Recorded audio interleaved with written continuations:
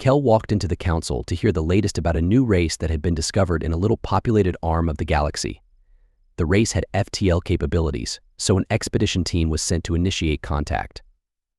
Now they had returned, and everyone was anxious to hear about this new race in their world. The president of the council stepped up to the podium and then announced the head of the expedition team, an Errol named Rosai. "Thank you," he said. "I'm here to present our findings on the new race who call themselves humans." He paused, taking a moment for the image to appear, showing a bipedal species on the screen. As you can see, they are a normal bipedal species, typical of higher evolved life forms. 2 limbs they use to walk on, called legs, the other 2 called arms, 1 head, 2 eyes, 2 ears, nose, and mouth. They breathe oxygen, and many have fur on the top of their head, which they call hair. They are a 2-sex reproduction species, which they call male and female, Rosie said. Creel studied the image, and while the human was typical of a bipedal species, the closeness of the eyes bothered him. "Humans are interesting," Rosie said, pausing here, as if to gather his thoughts before continuing.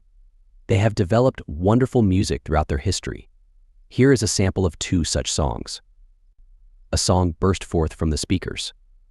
A human would have recognized the classical music of Bach. To Creel, he could feel the musical notes wash over him as if he was listening to wonderful songs of his own people. Then it stopped and changed to something that almost caused him panic. To a human, it would have been from a group called the Beatles. The sound ended, and Creel looked at the others who were also wondering what they just heard. A few species, like the Avarus, seemed to have enjoyed it. Creel shook his head, thinking that was typical for a Death Worlder to enjoy such a harsh sound. As you can see, their music is diverse, as is their art and cultures. Each area of their planet has a slightly different culture, beliefs, and customs, Rosai stated to the group. Creel inwardly agreed with this statement, something all species had when separated over distances. It became more unified after FTL travel and meeting other species. The humans value family, their children especially, Rosie said. As a species, they help their children for cycles before they are mature enough to leave. They are also highly diplomatic, enjoy talking and telling stories about anything and everything.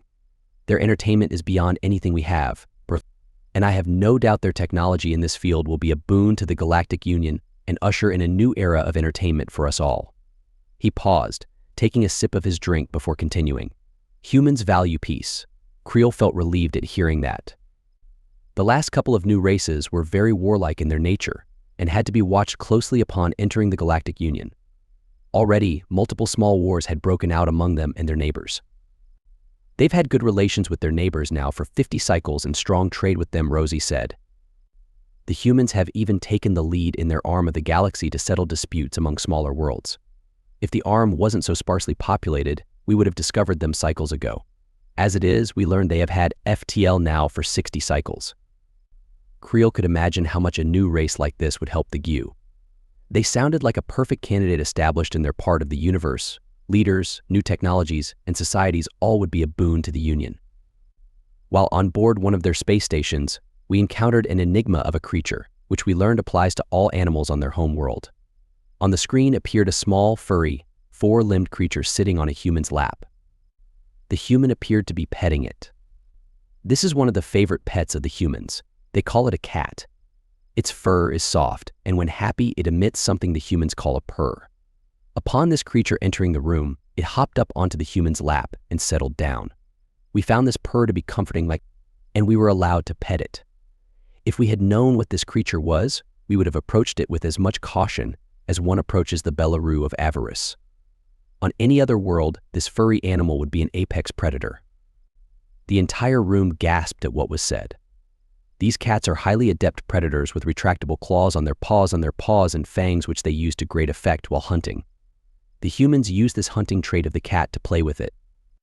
With that, a small video appeared of a human with some sort of stick and a bright colored decoration at the end. The cat pounced upon it, biting and scratching, while the human seemed amused by it all. Even after all that, the human casually reached down and petted the cat. Kel was a bit disturbed by this as Rosai continued. We learned on the human home world, there are larger versions of this cat, which humans call lions and tigers. They hunt even larger prey. But this is only the beginning. They have small creatures called ants who forage and seem peaceful yet will wage war on other ants or any animal which disturbs their nest. Another creature called a bee is a hard worker and produces something called honey. It will be a delicacy among the galaxy, yet they will swarm anyone who disturbs their hive. They attack with stingers and something called venom, which is deadly to many creatures on their home world. Creel wondered about this world. It sounded extremely dangerous. It's not only the animals which are dangerous on this world. Many plants can be poisonous to other animals or humans. Some plants are even carnivorous. This doesn't even mention the fact that there are highly dangerous storms which constantly ravage the planet's surface, unleashing torrents of rain which cause flooding all over the planet. And we didn't witness the real threats in storms which humans call hurricanes and tornadoes. In fact, many humans seem to enjoy the rain, which they don't find to be a threat. I even heard some even enjoy the sound of a thunderstorm to fall asleep to. At this, another sample video started showing a massive downpour of rain, along with flashes of lightning and thunder. This would have put fear in any other race, and humans used this sound to fall asleep to. Rosie continued, the plate tectonics of the planet are highly unstable, creating massive earthquakes and volcanoes. Earthquakes are constantly going on. Most humans don't even feel them. It's quite unsettling for anyone wishing to go there. And volcanoes, the human ambassadors said at any given time, there are many volcanoes erupting on their planet. At the time we visited, they said it was about 33. What would you rate this planet? The president asked in a shaky voice. A Death World 7, the reply came back. Creel looked on in shock. Even other Death Worlders were in shock.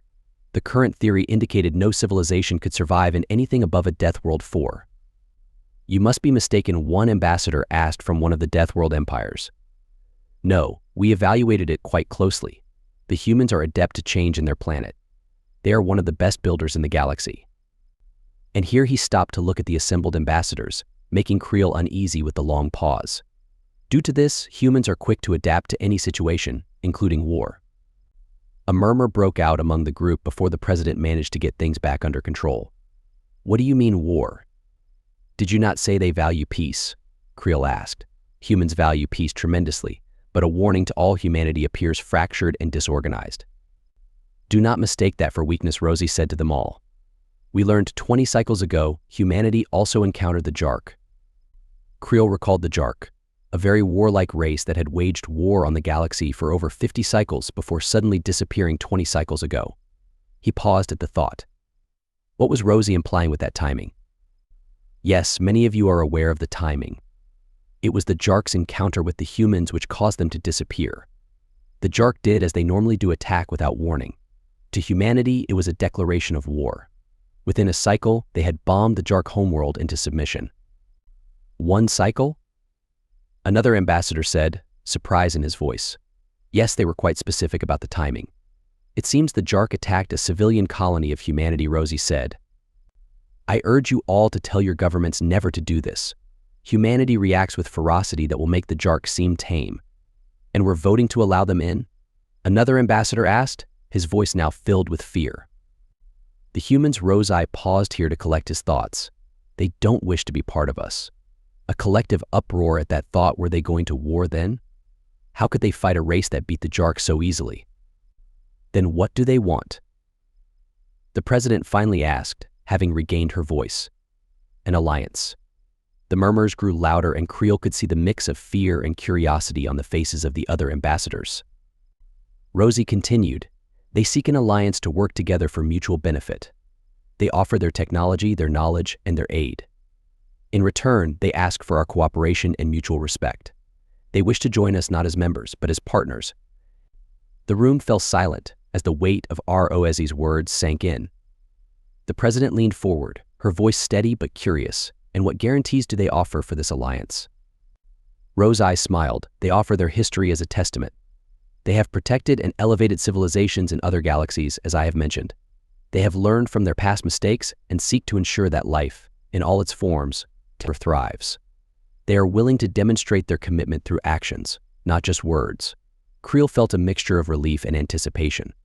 This alliance, if genuine, could usher in a new era of prosperity and peace.